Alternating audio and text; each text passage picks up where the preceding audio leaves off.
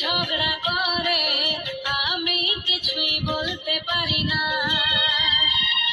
প্রতিদিন গালি দেয় আমায়, আমি কিছুই বলতে পারি না।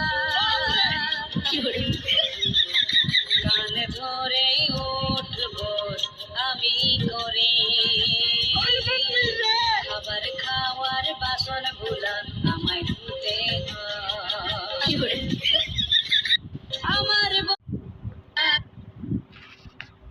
আমার বউ শুধুই ঝগড়া করে, আমি কিছুই বলতে পারি না।